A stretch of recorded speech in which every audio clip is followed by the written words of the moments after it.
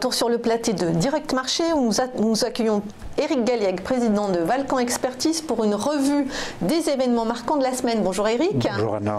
Alors on commence par la performance hebdo sur les marchés, ça donne quoi? Alors ça donne un rebond technique de notre point de vue. Donc pour le CAC 40, près de 3% de hausse, grâce surtout à 2 journées consécutives de hausse importante donc, cette semaine. Aux États-Unis, on a une baisse significative finalement de près de 2%. Et entre deux, l'euro qui est stable donc, contre le dollar. Alors on passe aux événements marquants de la semaine et on commence par la guerre commerciale à rebondissement entre les États-Unis et la Chine. Alors c'est le chaud et le froid, effectivement. On a cette semaine plutôt le chaud, à savoir donc des initiatives chinoises qui sont plutôt bien accueillies et qui correspondent à une bonne volonté pour essayer de trouver un accord donc, avec les États-Unis. Et pour cause, on a vu la production et les ventes de détail un peu ralentir côté chinois. Alors oui, c'est un deuxième volet de l'actualité qui est plus économique, mais là en termes, je dirais, plutôt politiques.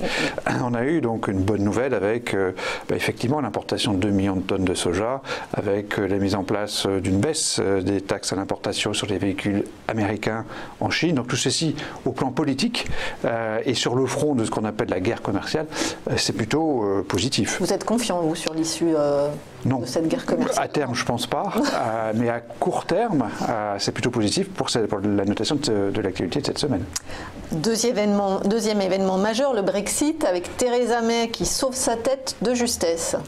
Idem, chaque jour suffit sa peine en ce qui concerne le long chemin du Brexit. Et donc effectivement, c'est plutôt une bonne nouvelle donc, que Mme May réussisse à obtenir le soutien de ses propres troupes, ce qui est la moindre des choses normalement, mais vous savez qu'en Grande-Bretagne, rien n'est facile, depuis toujours.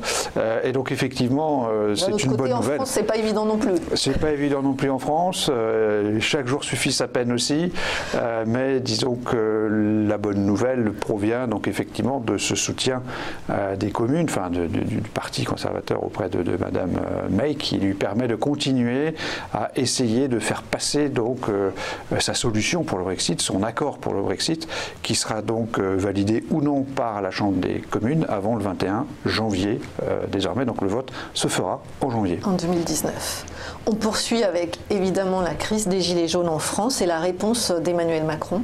Alors cette crise sociale qui avait pris une tournure insurrectionnelle a donné lieu à une réponse appropriée de la part du président, avec donc différentes propositions nécessaires, donc qu'on peut considérer comme plutôt positives pour 2 raisons, parce que ça va, espérons-le, mettre un terme définitif à l'insurrection sociale qui était quasiment en œuvre, d'une part. D'autre part, permettre une réinjection de pouvoir d'achat, c'est quasiment 1,5% du PIB pour 2019. C'est bien sûr pour contrepartie un déficit qui augmente, mais à court terme, d'un point de vue économique et politique, on considère que c'est plutôt positif.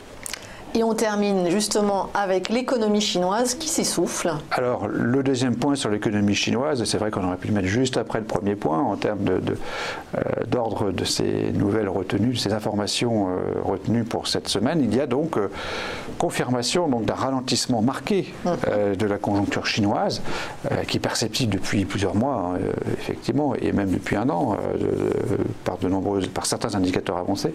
Mais effectivement, la publication donc, du commerce extérieur chinois, le fort ralentissement des exportations et des importations est un indicateur à la fois du ralentissement économique chinois via les importations.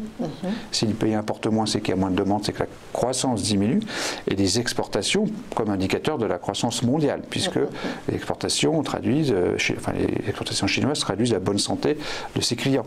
Donc dans les 2 cas, on a une baisse assez impressionnante, de 15 à 3% et de 21 à 4%. Enfin, c'est très impressionnant sur des chiffres mensuels, et donc effectivement c'est une mauvaise nouvelle. Alors la synthèse de tout cela, Éric? La synthèse est plutôt positive. Donc on a donc des bonnes nouvelles du côté politique. Chine-USA, donc le sentiment du chaud après le froid de la semaine dernière. En Grande-Bretagne et le Brexit, donc Theresa May continue, donc on va peut-être trouver effectivement cette fameuse solution. Et puis la réponse du président à l'insurrection sociale, en quelque sorte nationale. 3 points positifs, un seul point négatif, donc plus 2. Alors au regard de ces événements, quelles sont vos recommandations d'investissement?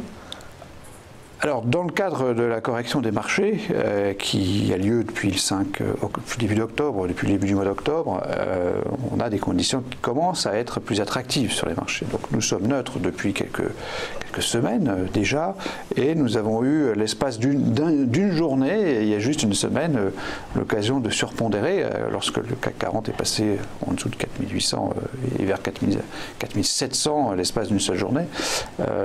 Nous sommes donc neutres sur les marchés d'actions, donc nous proposons à nos clients investisseurs d'être investis normalement, et sur toute réaction baissière, nous sommes sur le point d'enclencher le premier niveau de surinvestissement en actions pour donc les semaines qui viennent. Merci beaucoup Éric Galliègue, président de Valcamp Expertise.